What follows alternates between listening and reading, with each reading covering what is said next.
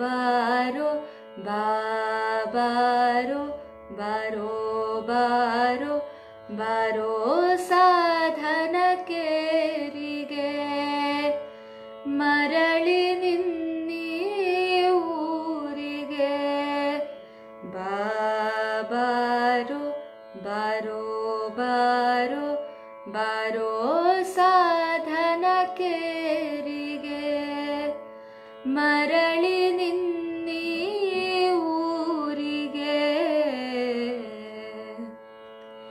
ದತ್ತಾತ್ರೇಯ ರಾಮಚಂದ್ರ ಬೇಂದ್ರೆ, ದರಾ ಬೇಂದ್ರೆ ಅಂದ ತಕ್ಷಣ ನೆನಪಾಗೋದು ಅವರ ಕಾವ್ಯನಾಮ ಅಂಬಿಕಾತನಯ ದತ್ತ. ದರಾ ಬೇಂದ್ರೆ ಅವರು ಬಾರೋ ಸಾಧನಕೇರಿಗೆ ಅನ್ನುವಂತಹ ಈ ಪದ್ಯವನ್ನ ತಮ್ಮ ಊರಾದ ಸಾಧನಕೇರಿಯ ಬಗ್ಗೆ ಬರೆದಿರುವಂತಹ ಪದ್ಯ. ಈ ಭಾವಗೀತೆಯಲ್ಲಿ ಭಾವಗಳ ಸಂಗಮ ಬಹಳ ಸುಂದರವಾಗಿ ಮೂಡಿಬಂದಿದೆ. ಹೇಗೆ ದರಾ ಬೇಂದ್ರೆ ಅವರು ತಮ್ಮ ಸ್ವಂತ ಊರನ್ನ ಹೇಗೆ ಪ್ರೀತಿಸ್ತಾ ಇದ್ರು, ತಮ್ಮ ಸ್ವಂತ ಊರನ್ನ ಹೇಗೆ ವರ್ಣಿಸ್ತಾರೆ ಅನ್ನೋದನ್ನ ನೋಡ್ಬೋದು. ಸ್ವಲ್ಪ ಹಿನ್ನೆಲೆ ಅಂದರೆ ಈ ಪದ್ಯಕ್ಕೆ 1939 ನರಬಲಿ ಅನ್ನೋಂತಹ ಕವಿತೆಯನ್ನು ಬರೀತಾರೆ ದತ್ತಾತ್ರೇಯ ರಾಮಚಂದ್ರ ಬೇಂದ್ರೆ ಅವರು. ಕೇವಲ ಕನ್ನಡದ ಹಿರಿಮೆಯ ಕವಿಗಳಾಗಿರಲಿಲ್ಲ ದರಾ ಬೇಂದ್ರೆ ಅವರು, ಅವರು ಶ್ರೇಷ್ಠ ಕ್ರಾಂತಿಕಾರಿ ಕೂಡ ಆಗಿದ್ರು. ಬ್ರಿಟಿಷರು ಪಶ್ಚಿಮ ಬಂಗಾಳದಲ್ಲಿ ನಡೆಸ್ತಾ ಇದ್ದಂತಹ ನರಬಲಿಯನ್ನು ಖಂಡಿಸಿ ಅದರ ಬಗ್ಗೆ ಒಂದು ಕವಿತೆಯನ್ನು ಬರೀತಾರೆ. ಇದು ಬ್ರಿಟಿಷರ ಕಣ್ಣಿಗೆ ಬೀಳತ್ತೆ, ಅವರನ್ನು ಜೈಲಿಗೆ ಹಾಕ್ತಾರೆ. ಜೈಲಿಂದ ಕೆಲವೇ ತಿಂಗಳಲ್ಲಿ ಹೊರಗಡೆ ಕಳಿಸ್ತಾರೆ ಕೂಡ, ಆದರೆ ಷರತ್ತುಗಳನ್ನ ಹಾಕಿ. ಯಾರೂ ಕೂಡ ದರಾ ಬೇಂದ್ರೆ ಅವರಿಗೆ ಕೆಲಸವನ್ನು ಕೊಡೋದಕ್ಕೆ ಮುಂದೆ ಬರೋದಿಲ್ಲ. ಇಂಥ ಸಂದರ್ಭದಲ್ಲಿ ಒಂದು ಶಾಲೆಯಲ್ಲಿ ಕೆಲಸ ಕೂಡ ಸಿಗತ್ತೆ. ಬಹಳಷ್ಟು ತಿಂಗಳುಗಳ ಕಾಲ ಕೆಲಸ ಮಾಡ್ತಾ ಇರ್ತಾರೆ. ಒಂದು ದಿನ ಏಕಾಏಕಿ ಕೆಲಸನ ತೆಗೆದುಹಾಕ್ತಾರೆ. ಆ ಸಂದರ್ಭದಲ್ಲಿ ದರಾ ಬೇಂದ್ರೆ ಅವರು ಸಾಧನಕೇರಿಗೆ ವಾಪಸ್ ಹೊರಡ್ತಾರೆ. ಆ ಸಾಧನಕೇರಿಗೆ ವಾಪಸ್ ಹೋಗೋ ಸಂದರ್ಭ ಹೇಗಿತ್ತು, ಯಾಕೆ ಹಾಗಿತ್ತು ಅಂತ ಈ ಪದ್ಯದಲ್ಲಿ ಹೇಳ್ತಾರೆ ನಮ್ಮ ದರಾ ಬೇಂದ್ರೆ ಅವರು.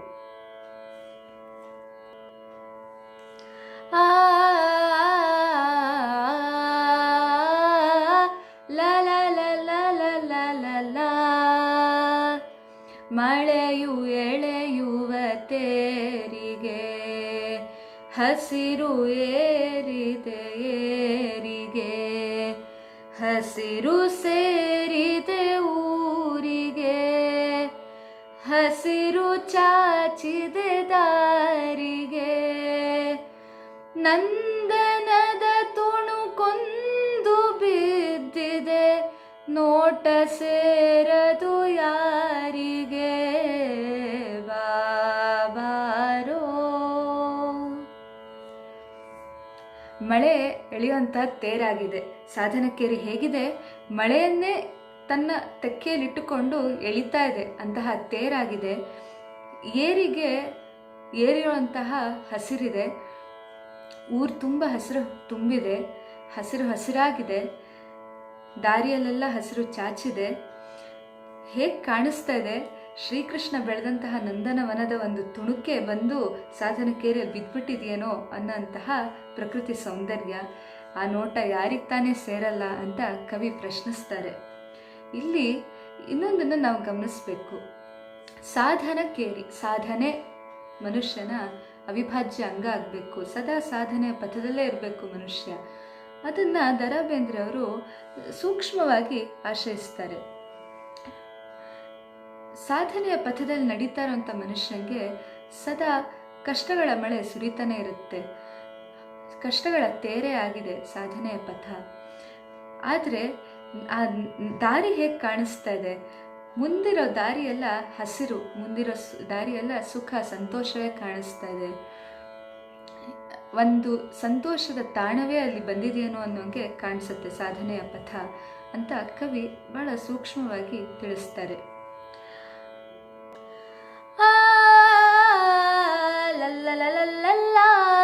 ಮಲೆಯ ಮೊಗವೇ ಹೊರಳಿದೆ, ಕೋಕಿಲಕ್ಕೆ ಸವಿ ಕೊರಳಿದೆ, ಬೇಲಿಗೂ ಬೆರಳಿದೆ, ನೆಲಕ್ಕೆ ಹರೆಯವು ಮರಳಿದೆ, ಭೂಮಿ ತಾಯಿ ಒಡ ಮುರಿದು ಎದ್ದಳೋ ಶ್ರಾವಣದ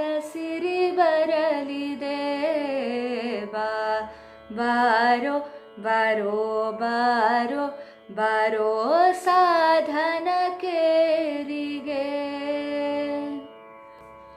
ಇಲ್ಲಿ ಕವಿ ಹೇಳ್ತಾರೆ, ಧಾರವಾಡದ ಸಾಧನಕೇರಿ ಪ್ರಾಯಶಃ ಅಂದರೆ ಸಾಮಾನ್ಯವಾಗಿ ಉತ್ತರ ಕರ್ನಾಟಕದ ಬಯಲು ಸೀಮೆಗೆ ಸೇರ್ತಾ ಬರುತ್ತೆ. ಆದರೆ ಎಂಥ ಪ್ರಕೃತಿಯ ಸೌಂದರ್ಯ ತುಂಬ್ಕೊಂಡ್ಬಿಟ್ಟಿದೆ ಅಂದರೆ ಮಲೆನಾಡಿನ ಮುಖವೇ ಈ ಕಡೆ ಹೊರಳುತ್ತಾ ಇದೆ ಅಂತೆ. ಕೋಗಿಲೆ ಸವಿಯಾಗಿ ಹಾಡ್ತಾ ಇದೆ ಆ ಪ್ರಕೃತಿಯನ್ನು ನೋಡಿ. ಬೇಲಿ ಹಾಕಿದ್ದಾರೆ, ಆದರೆ ಆ ಬೇಲಿಯ ಮೇಲೆಲ್ಲ ಹೂವಿನ ಬಳ್ಳಿ ಅರಳಿದೆ. ಬೇಲಿಗೂ ಹೂ ಬೆರಳಿದೆ. ಬೇಲಿ ಇದ್ರೇನು ಅಲ್ಲಿ ಹೂವಿನ ಬಳ್ಳಿಯೂ ಅರಳಿದೆ. ನೆಲಕ್ಕೆ ಹರೆಯವು ಮರಳಿದೆ. ನೆಲ ಮತ್ತೆ ಫಲವತ್ತಾಗ್ತಾ ಇದೆ. ಗಿಡಗಳನ್ನ ಮರಗಳನ್ನ ಬೆಳೆಸಕ್ಕೆ ಸಿದ್ಧವಾಗಿ ನಿಂತಿದೆ. ಭೂಮಿ ತಾಯಿ ಹೇಗಿದ್ದಾಳೆ? ಒಡ ಮುರಿದು ಎದ್ದಿದ್ದಾಳೆ. ಒಡ ಮುರಿದು ಅಂದರೆ ಹೀಗೆ ಮೈ ಮುರಿದು ಎದ್ದುಬಿಟ್ಟಿದ್ದಾಳೆ, ಸೆಟದು ನಿಂತ್ಕೊಂಡಿದ್ದಾಳೆ. ಶ್ರಾವಣ ಮಾಸ ಬರ್ತಾ ಇದೆ ಅಂತ ಕವಿ ಸಾಧನಕೇರಿಯ ಬಗ್ಗೆ ವರ್ಣಿಸ್ತಾರೆ. ಒಳರ್ಥ ಏನು? ಈ ಭಾಗದಲ್ಲಿ ದ.ರಾ ಬೇಂದ್ರೆಯವರು ಹೇಗೆ ಸಾಧನೆಯ ಪಥದಲ್ಲಿ ಮೊದಲೇ ಹೇಳಿದ ಹಾಗೆ ಕಷ್ಟ ಅನ್ನೋ ಬೇಲಿ ಇರುತ್ತೆ, ಬಹಳಷ್ಟು ಕಟ್ಟುಪಾಡುಗಳಿರುತ್ತವೆ. ಆದರೆ ಆ ಕಟ್ಟುಪಾಡುಗಳಲ್ಲೂ ಹೂವಿನ ಒಂದು ಬಳ್ಳಿ ಇರುತ್ತೆ, ಸುಖದ ಒಂದು ತುಣುಕಿರುತ್ತೆ. ಆ ಪಥದಲ್ಲಿರುವಂತಹ ಎಲ್ಲರೂ ಕೂಡ ಸವಿಯಾಗಿ ಹಾಡೋದಕ್ಕೆ ಸಿದ್ಧರಾಗ್ತಾ ಇರ್ತಾರೆ, ಕೋಗಿಲೆಯಂತೆ. ಶ್ರಾವಣ ಮಾಸ ಹೇಗೆ ಸಿರಿತನವನ್ನು ತಂದುಕೊಡುತ್ತೋ ಹಾಗೆ ಸಾಧನೆಯ ಪಥದಲ್ಲಿರುವಂತಹ ಮನುಷ್ಯನಿಗೆ ಸದಾ ಸಿರಿತನ ಕಾದುಕೊಂಡು ಇದ್ದೇ ಇರುತ್ತೆ ಅಂತ ದ.ರಾ ಬೇಂದ್ರೆಯವರು ಹೇಳ್ತಾರೆ.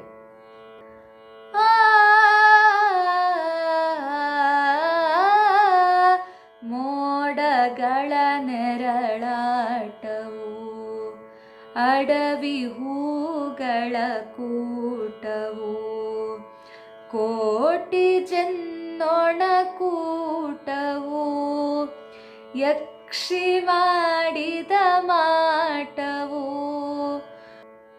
ನೋಡುವ ಗುಂಪಾಗಿ ಪಾತರಗಿತ್ತಿ ಕುಣಿಯುವ ನೋಟವು.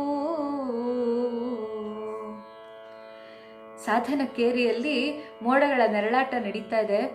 ಮೋಡ ಮುಚ್ಚತ್ತೆ, ಸೂರ್ಯ ಬರ್ತಾನೆ, ಈ ನೆರಳಾಟ ನಡೀತಾನೆ ಇದೆ. ಅಡವಿಯಲ್ಲಿ ಹೂಗಳ ಒಂದು ಸಮೂಹನೇ ಅರಳುತ್ತಾ ಇದೆ. ಜೇನ್ನೊಣಗಳು ಅಲ್ಲಿ ಇಲ್ಲಿ ಗೂಡು ಕಟ್ಟಿ ಕೋಟಿ ಸಂಖ್ಯೆಯಲ್ಲಿದ್ದಾವಂತೆ. ಯಕ್ಷಗಂಧರ್ವರೇ ಮಾಡಿರುವಂಥ ಮಾಟ ಅನ್ನೋ ಥರ ಇದೆ ಈ ಪ್ರಕೃತಿಯ ಸೌಂದರ್ಯ. ನೋಡು ಬಾ, ಕವಿ ನಮ್ಮನ್ನ ಕರೀತಾ ಇದ್ದಾನೆ, ನೋಡು ಬಾ. ಏನನ್ನ ನೋಡಕ್ ಕರೀತಾ ಇದ್ದಾರೆ ಕವಿ? ಪಾತರಗಿತ್ತಿಯ ಕುಣಿಯುವ ನೋಟ. ಪಾತರಗಿತ್ತಿ ಅಲ್ಲಿಂದ ಇಲ್ಲಿ ಆ ಅಡವಿಯ ಹೂಗಳ ಮೇಲೆ ಈ ಜೇನ್ನೊಣಗಳ ಹತ್ರ ಓಡಾಡ್ತಾ ಇರೋದನ್ನ ನೋಡು ಬಾ ಅಂತ ಕವಿ ಕರೀತಾ ಇದ್ದಾರೆ. ಸಾಧನೆಯ ಪಥದಲ್ಲಿ ಹೇಗಿದೆ ಅಂತಾರೆ ಅಂದರೆ ಸದಾ ಕಷ್ಟ ಸುಖಗಳ ನೆರಳಾಟ ನಡೀತಾನೆ ಇದೆ. ಚಕ್ರವತ್ ಪರಿವರ್ತಂತೆ ಸುಖಾನಿ ದುಃಖಾನಿ ಚ. ಸುಖ ದುಃಖ ಚಕ್ರದಂತೆ ಸುತ್ತಾನೇ ಇರುತ್ತೆ. ಯಾವತ್ತೂ ಕೂಡ ಸುಖವೇ ಇರಲ್ಲ, ಯಾವತ್ತೂ ಕೂಡ ದುಃಖವೇ ಇರಲ್ಲ. ಮೋಡಗಳ ನೆರಳಾಟದಂತೆ. ಅಡವಿ ಹೂಗಳ ಕೂಟವು. ಅಡವಿ ಇದೆ, ಆದರೆ ಹೂಗಳು ಅರಳುತ್ತಾ ಇದೆ. ಸಾಧನೆಯ ಪಥದಲ್ಲಿ ಕಷ್ಟ ಇದೆ, ಆದರೆ ಸುಖದ ಬೆಳಕು ಕಾಣಿಸ್ತಾ ಇದೆ. ಆ ಸಾಧನೆಯ ಪಥದಲ್ಲಿ ಹೋಗ್ತಾ ಇರೋಂತಹ ನಾವು ಹೇಗಿರಬೇಕು? ಆ ಪಾತ್ರಗಿತ್ತಿಯಂತೆ ಕುಣಿತಾ, ಜೇನಿನ ಸವಿಯನ್ನು ಸವಿತಾ, ಒಂದು ಹೂವಿಂದ ಇನ್ನೊಂದು ಹೂವಿಗೆ ಹಾರಾಡ್ತಾ ಹೋಗಬೇಕು ಅಂತ ಕವಿ ಆಶಯಿಸ್ತಾರೆ. ಮರವು ಮುಗಿಲಿಗೆ ನೀಡಿದೆ, ಗಿಡದ ಹೊದರೊಳು ಹಾಡಿದೆ, ಗಾಳಿಯಲ್ಲೂ ಆಡಿದೆ, ದುಗುಡ ಇಲ್ಲಿಂದೋಡಿದೆ,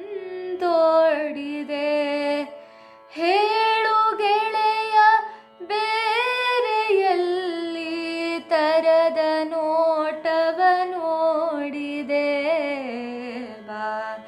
ಬಾರೋ ಬಾರೋ ಬಾರೋ ಬಾರೋ ಸಾಧನ ಕೇರಿಗೆ, ಮರಳಿ ನಿನ್ನೀ ಊರಿಗೆ.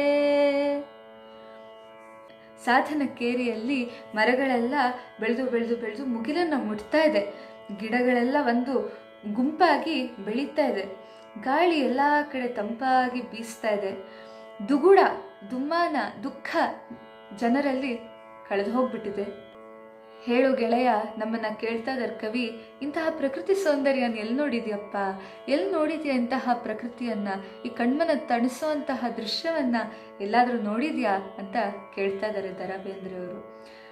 ಸಾಧನೆಯ ಪಥದಲ್ಲಿರೋಂತಹ ಮನುಷ್ಯಂಗೆ ಇದು ಎಂತಹ ಕಿವಿ ಮಾತನ್ನು ಕೊಡ್ತಾ ಇದೆ ಅಂದರೆ, ಮನುಷ್ಯ ಸಾಧನೆಯ ಪಥದಲ್ಲಿ ಹೋಗ್ತಾ ಹೋಗ್ತಾ ಹೋಗ್ತಾ ಮುಗಿಲನ್ನು ಮುಟ್ತಾ ಇದ್ದಾನೆ. ತನ್ನ ಜ್ಞಾನವನ್ನ ಗಿಡಗಳ ಗುಂಪಂತೆ ಸೇರಿಸ್ಕೋತಾ ಇದ್ದಾನೆ. ಎಲ್ಲ ಕಡೆ ಒಂದು ಜ್ಞಾನದ ಗಾಳಿ, ಒಂದು ಸಂತೋಷದ ತಂಗಾಳಿ ಬೀಸ್ತಾ ಇದೆ. ಯಾವುದೇ ದುಃಖ ದುಮ್ಮಾನವಿಲ್ಲ, ಸದಾ ಸಂತೋಷದಲ್ಲೇ ಇದ್ದಾನೆ, ಸಾಧನೆ ಪಥದಲ್ಲಿದ್ದಾನೆ, ಇನ್ನೇನು ಸಂತೋಷ ಬಂದೇ ಬಿಡ್ತು ಅಂತ ಖುಷಿಯಲ್ಲಿದ್ದಾನೆ. ಇಂತಹ ನೋಟವನ್ನ, ಇಂತಹ ಕಿವಿಮಾತನ್ನ ಇದ್ದಾನೆ ಅಂತ ದ ರಾ ಬೇಂದ್ರೆಯವರು ಬಹಳ ಸೂಕ್ಷ್ಮವಾಗಿ ಹೇಳ್ತಾರೆ. ಹೀಗೆ ಈ ಪದ್ಯದಲ್ಲಿ ಬಹಳಷ್ಟು ವಿಷಯಗಳನ್ನ ಸಾಧನೆಯ ಪಥದಲ್ಲಿ ಹೇಗಿರಬೇಕು ಅನ್ನೋದಲ್ಲದೆ ಪ್ರಕೃತಿ ಮತ್ತು ಮಾನವನ ಸಂಬಂಧವನ್ನು ಬಹಳ ಗಟ್ಟಿಗೊಳಿಸ್ತಾ ಬಂದಿದ್ದಾರೆ ದ ರಾ ಬೇಂದ್ರೆಯವರು. ಸಾಧನಕೇರಿಯ ಬಗ್ಗೆ ಪ್ರತಿಯೊಬ್ಬರಲ್ಲೂ ಒಂದು ಪ್ರೀತಿಯನ್ನು ಮೂಡಿಸೋ ಪ್ರಯತ್ನವನ್ನು ಮಾಡಿದ್ದಾರೆ. ಖಂಡಿತವಾಗ್ಲೂ ಎಲ್ರಿಗೂ ಖುಷಿಯಾಗುವಂತಹ ಪದ್ಯ ಇದು. ಆ ಪದಗಳ ಶ್ರೀಮಂತಿಕೆ, ಆ ಪದದಲ್ಲೇ ಮೂಡುವಂತಹ ಒಂದು ಚಿತ್ರಣ ಎಲ್ಲೂ ಕೂಡ ಸಿಗೋದಿಲ್ಲ. ದ ರಾ ಬೇಂದ್ರೆಯವರ ಮ್ಯಾಜಿಕ್, ದ ರಾ ಬೇಂದ್ರೆಯವರ ಒಂದು ಮಾಂತ್ರಿಕತೆಯೇ ಸರಿಯದು. ಇನ್ನು ಒಳಾರ್ಥಗಳ ಬಗ್ಗೆ ಆದಷ್ಟು ತಿಳಿಸೋದಕ್ಕೆ ಪ್ರಯತ್ನ ಪಟ್ಟಿದ್ದೀನಿ. ಆದರೆ ದ ರಾ ಬೇಂದ್ರೆಯವರಂತಹ ಪರಮ ತಪಸ್ವಿಗಳು ಯಾವ ಯಾವ ಆಲೋಚನೆಯನ್ನು ಇಟ್ಕೊಂಡು ಬರೆದ್ರು ಅನ್ನೋದನ್ನು ತಿಳಿಯೋದು ಬಹಳ ಕಷ್ಟವಾಗಿದೆ. ಅನುಭವದಿಂದ ಮಾತ್ರವೇ ಬರಲು ಸಾಧ್ಯ. ಅಂತಹ ಅನುಭವವನ್ನು ನಾವೆಲ್ಲರೂ ಹೊಂದಬೇಕು. ಸಾಧನೆಯ ಪಥದಲ್ಲೇ ಸದಾಕಾಲ ಇರಬೇಕು. ಸತ್ಪುರುಷರು ಯಾವತ್ತೂ ಕೂಡ ಸಾಧನೆಯನ್ನು ಬಿಡೋದಿಲ್ಲ ಅಂತ ಸುಭಾಷಿತಕಾರರು ಹೇಳ್ತಾರೆ. ಅದೇ ಥರ ದ ರಾ ಬೇಂದ್ರೆಯವರು ಹೇಳಿದ ಹಾಗೆ ಸಾಧನೆಯ ಪಥದಲ್ಲಿರಬೇಕು. ಕಷ್ಟಗಳಿರುತ್ತವೆ, ಯಾರಿಗಿರೋದಿಲ್ಲ. ಆದರೆ ಸುಖ ಕಾಣಿಸ್ತಾ ಇರಬೇಕಿದ್ರೆ ಕಷ್ಟಗಳನ್ನ ಸಹಿಸ್ಕೋಬೇಕು. ಸದಾ ಸಾಧನೆ ಮಾಡುವ ಮನಸ್ಸನ್ನು ಹೊಂದಿರಬೇಕು ಅನ್ನೋದು ದ ರಾ ಬೇಂದ್ರೆಯವರ ಆಶಯ ಆಗಿದೆ. ಬಾರೋ ಬಾರೋ ಬಾರೋ ಬಾರೋ ಸಾಧನ ಕೇರಿಗೆ, ಮರಳಿ ನಿನ್ನಿ ಊರಿಗೆ. ಬಾರೋ ಸಾಧನ ಕೇರಿಗೆ, ಮರಳಿ ನಿನ್ನ